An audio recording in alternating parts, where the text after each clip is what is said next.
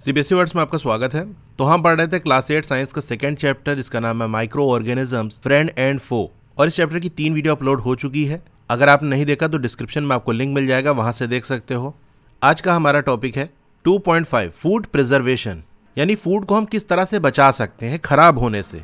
Chapter 1 में हमने सीखा था उन मेथड्स के बारे में जिनका इस्तेमाल प्रिजर्व और स्टोर करने में आता है फूड ग्रेन्स को। फूड ग्रेन्स यानी जो आपके अनाज हो गए, गेहूं, चावल, इनको किस तरीके से प्रिजर्व किया जाए यानी बचाया जाए, कैसे स्टोर किया जाए, इन मेथड्स के बारे में हमने सीखा था। लेकिन क्वेश्चन ये आता है कि किस तरीके से हम प्रिजर्व करेंगे जो कुक्ड फूड है, जो हमारे घरों में पका हुआ खाना होता है, उसको कैसे प्रिजर्व करेंगे कि वो बच जाए, उसमें बैक्टीरिया अटैक ना कर पाए, उस खाने को खराब ना करने पाए। अब आप जानते हो कि अगर ब्रेड को हम इस्तेमाल ना करें, ऐसे ही रख दें मॉइस्ट कंडीशंस के अंदर, यानी थोड़ी नमी वाले जगह हो या उस ब्रेड पे थोड़ा सा पानी गिर गया हो, वो ब्रेड ऐसे ही कुछ दिनों तक पड़ी रहे तो उस पर जो फंगस है वो अटैक कर देते हैं, ब्रेड मोल्ड वहाँ से ग्रो होने लगते हैं। तो यही होता है, जो माइक्रो ऑर्गेनिजम्स है ना, वो फूड को स्पॉइल कर देते हैं, खराब कर देते हैं।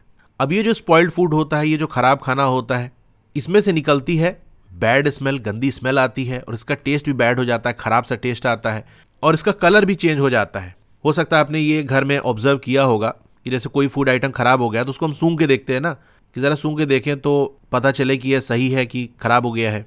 या कोई फूड आइटम है, हमने खाया, उसका टेस्ट बड़ा अजीब सा लगा, अरे खराब तो नहीं हो गया कहीं, ये इसका टेस्ट कैसे बदल गया, या उसका कुछ कलर बदल जाता है। तो ये वो साइंस है जिससे हमको आइडिया लगता है कि फूड आइटम हमारा खराब हो गया। अब आपसे पूछा जा रहा है, is spoiling of food a chemical reaction? ये जो फूड का खराब होना है, क्या ये केमिकल रिएक्शन है, यानी क्या एक केमिकल चेंज यहाँ देखने को मिल रहा है क्या? तो इसका आंसर होगा यस, क्योंकि जब भी केमिकल रिएक्शन होती है उसमें न्यू सब्सटेंस फॉर्म होता है, नई चीज बनती है। भाई अभी कोई चीज ये थी, केमिकल रिएक्शन के बाद ये बन गई, वो जो चीज होती है वो बदल जाती है। जैसे मिल्क से कर्ड का बनना, ये एक केमिकल चेंज है, क्योंकि मिल्क अलग चीज है, कर्ड अलग चीज है। अब मान लो आप दुकान पे गए और कहा भैया एक पैकेट दूध दे दो, वो आपको एक डिब्बा दही उठा के दे देता है, तो आप क्या करोगे? वो डिब्बा उसके ऊपर मारोगे कि नहीं, कि मैंने दूध मांगा और तुम दही दे रहे हो हमको। अब अगर आपसे वो कहे कि भैया दूध ही से तो दही बनती है, तो चाहे दूध पियो या दही खाओ, बात एक ही है, तो क्या उसकी ये बात मान लोगे? नहीं। भले ही मिल्क से कर्ड बना हो, लेकिन मिल्क और कर्ड दोनों अलग चीजें हैं। इसी तरीके से जब फूड आइटम खराब हो जाता है तो वो चीज बदल जाती है। अब वो पुराना वाला फूड नहीं रह गया, कुछ और बन गया है। अगर वही चीज हो तो खा ही ना लो आप। पहली कुछ आम खरीद के ले आई, लेकिन उसको खा नहीं पाई कुछ दिनों तक, यानी आम ले आई और रख दिया, खाने का टाइम नहीं मिला या भूल गई। बाद में उसने देखा कि वो जो आम है वो स्पॉइल्ड हो गए हैं और रॉटन हो गए हैं। रॉटन मतलब सड़ जाना। तो वो जो मैंगो है वो खराब हो गया है और सड़ गया है। लेकिन वो ये बात जानती है कि जो आम का अचार होता है, जो उसकी ग्रैंड मदर बनाती हैं, वो तो खराब नहीं होता, काफी लंबे टाइम तक रखा रहता है। भाई हमारे घरों के अंदर जो अचार होता है कितने टाइम तक पड़ा रहता है, सालों तक रख के हम उसको यूज करते हैं, खाते हैं। तो मैंगो तो कुछ दिन में खराब हो गया, लेकिन मैंगो जो पिकल है, आम का जो अचार है, वो लंबे समय तक सही है, वो खराब नहीं हो रहा है। अब इस बात से वो कंफ्यूज हो गई, कैसा क्यों हो रहा है? तो मैंगो कुछ दिन में खराब हो गया, लेकिन जो मैंगो पिकल है वो काफी लंबे टाइम तक सही रहा, वो खराब नहीं हुआ। उसके पीछे का रीजन ये है कि मैंगो पिकल को, आम के जो अचार है या कोई भी जो अचार बनाया जाता है, उसको प्रिजर्व करके रखा जाता है।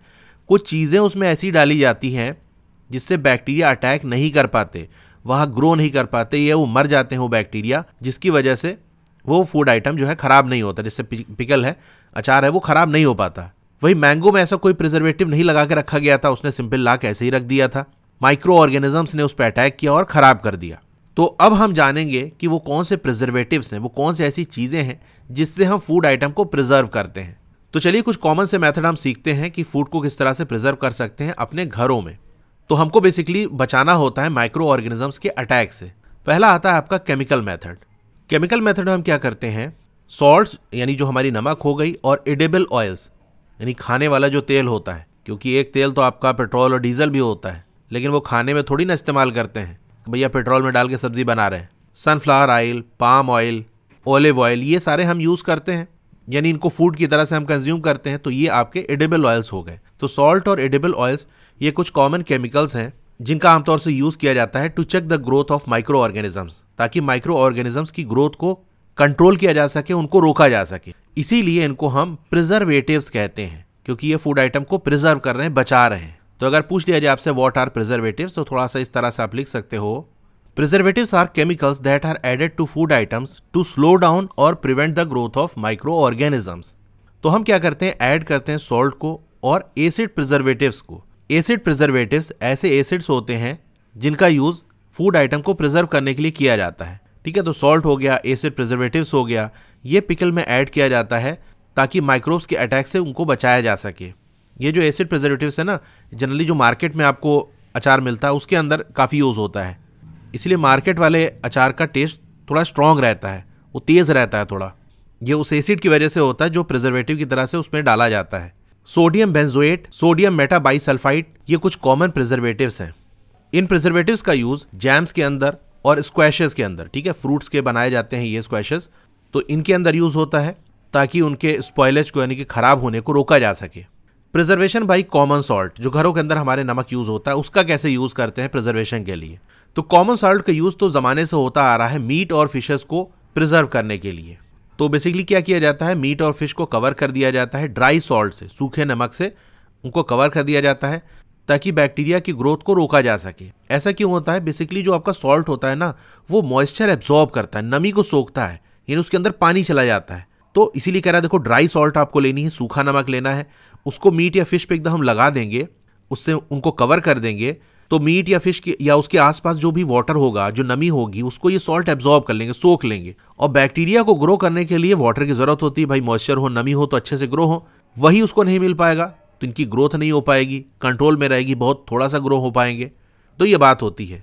सॉल्टिंग यानी नमक लगा के किसी चीज़ को रखना, इसका यूज़ हम आंवला, रॉ मैंगोज यानी जो कच्चा आम हो गया, टैमरिन यानी इमली, इनको प्रिजर्व करने के लिए हम करते हैं। फिर आता है प्रिजर्वेशन बाई शुगर, तो जो काम सॉल्ट करता है वही काम शुगर भी करता है, बस यहाँ पर जो स्वीट आइटम्स होते हैं, जो मीठे आइटम होते हैं, उनमें शुगर का यूज़ करते हैं। जैसे आपका जैम्स, जेलीज, स्क्वैशेस हो गया, ये स्वीट आइटम होते हैं, ये मीठे होते हैं, अब इनमें तो नमक लगा के नहीं रख सकते ना, तो इनको प्रिजर्व करते हैं शुगर से। तो शुगर भी क्या करता है, रिड्यूस कर देता है मॉइस्चर, नमी को कम कर देता है क्योंकि वो सोख लेता है। ठीक है, which inhibits the growth of bacteria which spoil food. Inhibit का मतलब होता है रोकना, तो ये जो शुगर है मॉइस्चर को एब्जॉर्ब कर लेता है और इस तरीके से बैक्टीरिया की जो ग्रोथ है उसको रोका जाता है। तो बैक्टीरिया की ग्रोथ रुक गई तो फूड खराब होने से बच गया। Preservation by oil and vinegar, तो ऑयल और विनेगर का यूज़ किया जाता है पिकल्स को खराब होने से बचाने के लिए, क्योंकि बैक्टीरिया ऐसे एनवायरनमेंट में नहीं रह सकते, वो कहेंगे इतना ऑयल है, इतना विनेगर है, कैसे हम जिए यहाँ पर। तो आपके जो वेजिटेबल्स हो गया, फ्रूट्स, फिशेस, मीट, ये अक्सर इन्हीं मेथड से प्रिजर्व किए जाते हैं, यानी इनमें ऑयल लगा दो, विनेगर लगा के रख दो, तो ये खराब होने से बचे रहेंगे। देखो ऐसा भी होता है कि किसी फूड आइटम के अंदर एक से ज़्यादा प्रिजर्वेटिव्स को ऐड किया जाए, जैसे हमारा पिकल हो गया ना, अचार हो गया, उसके अंदर ऑयल का भी यूज़ करते हैं, सॉल्ट का भी यूज़ करते हैं और एसिड प्रिजर्वेटिव्स का भी यूज़ कर लिया जाता है। तो कई सारे प्रिजर्वेटिव्स का यूज़ भी किया जाता है, ऐसा नहीं कि एक फूड आइटम उसको एक ही चीज़ से प्रिजर्व करें, कई सारे भी एक साथ मिला सकते हैं। हीट एंड कोल्ड ट्रीटमेंट्स, यानी किसी चीज़ को ठंडा या गर्म करना। आपने ऑब्जर्व किया होगा कि आपकी मम्मी क्या करती हैं, मिल्क को बॉयल करती हैं उसको रखने से पहले या यूज़ करने से पहले। जैसे दूध आया तो उस दूध को पहले पकाया जाता है, फिर इस्तेमाल किया जाता है या रखा जाता है। ऐसा क्यों किया जाता है, देखो बॉयल करने से जो माइक्रो ऑर्गेनिजम्स हैं वो मर जाते हैं, यानी आप दूध को गर्म करोगे तो बैक्टीरिया बेचारे कहेंगे इतनी गर्मी, काम खत्म, क्योंकि जब आप दूध गर्म करोगे तो जो माइक्रो ऑर्गेनिजम्स है वो इतनी गर्मी झेल नहीं पाएंगे और वो मर जाएंगे। तो ये तो हीट ट्रीटमेंट हो गया, किसी चीज़ को गर्म करना। इसी तरीके से हम अपने फूड को रेफ्रिजरेटर के अंदर रखते हैं, क्योंकि जो लो टेम्परेचर है वो भी रोकता है माइक्रोब्स की ग्रोथ को। तो बहुत सारे ऐसे माइक्रो ऑर्गेनिजम्स होते हैं जो ना ज़्यादा टेम्परेचर झेल सकते हैं ना कम टेम्परेचर, यानी बहुत गर्मी में भी नहीं जिंदा रह सकते, बहुत ठंडी में भी जिंदा नहीं रह सकते। अब बूझो ये पूछ रहा है, why does the milk that comes in the packet not spoil. वो मिल्क जो पैकेट के अंदर आता है, यानी मार्केट के अंदर जो हमको पाउच में मिलता है, वो खराब क्यों नहीं होता। तो मेरी माँ ने बताया कि वो मिल्क पास्चराइज्ड होता है। तो बूझो ने कहा कि पास्चराइज रहता है, अब ये पास्चराइजेशन है क्या, तो चलिए इसके बारे में जानते हैं, ये बहुत इंपॉर्टेंट है, एग्जाम वगैरह के अंदर पूछा जाता है, व्हाट इज पास्चराइजेशन। तो जो पास्चराइज्ड मिल्क होता है ना, उसको हम कंज्यूम कर सकते हैं, यानी इस्तेमाल कर सकते हैं बिना बॉयल किए, क्योंकि ये फ्री होता है फ्रॉम हार्मफुल माइक्रोब्स, यानी इसके अंदर गंदे वाले माइक्रोब्स नहीं होते। कैसे नहीं होते भाई, कहाँ चले जाते हैं, तो इसमें कुछ काम किया जाता है, कुछ ट्रीटमेंट किया जाता है। वो क्या है, the milk is heated to about 70 degree Celsius. 70 degree Celsius इस टेम्परेचर तक उसको हीट किया जाता है फॉर 15 to 30 सेकंड, 15 से 30 सेकंड तक इस टेम्परेचर पे हीट किया जाता है और फिर अचानक से उसको चिल्ड कर दिया जाता है, बिल्कुल ठंडा कर दिया जाता है और फिर स्टोर कर लिया जाता है। सो जो माइक्रो ऑर्गेनिजम्स के साथ इस कंडीशन में क्या होता है, आप उसको हीट कर रहे हो, गर्मी से माइक्रो ऑर्गेनिज्म एकदम परेशान हो गया, अरे भाई रहम करो मेरे ऊपर, मैं मर जाऊंगा, इतना हीट क्यों कर रहे हो? आपने कहा ठीक है, तुम्हारी बात मैंने सुन ली, चलो चिल्ड कर देते हैं। एकदम अचानक से ठंडा कर दिया। अब बैक्टीरिया कहेगा भाई एक तो गर्मी से परेशान था, अब ठंडी से परेशान, नहीं जीना मेरे को। और इस तरह से उसका काम खत्म हो जाता है। क्योंकि अचानक से टेम्परेचर चेंज ये भी बड़ा नुकसान करता है लिविंग ऑर्गेनिजम्स को।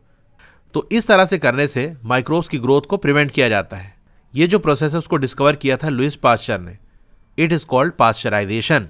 तो आपसे पूछ लिया जाए व्हाट इज पास्चराइजेशन, तो यहां से आप लिख सकते हो द मिल्क इज हीटेड, और फिर ये माइक्रोब्स तक, फिर ये वाली लाइन लिखने की जरूरत नहीं है किसने डिस्कवर किया था, और यहां से लेके यहां तक, ये इसका आंसर हो गया।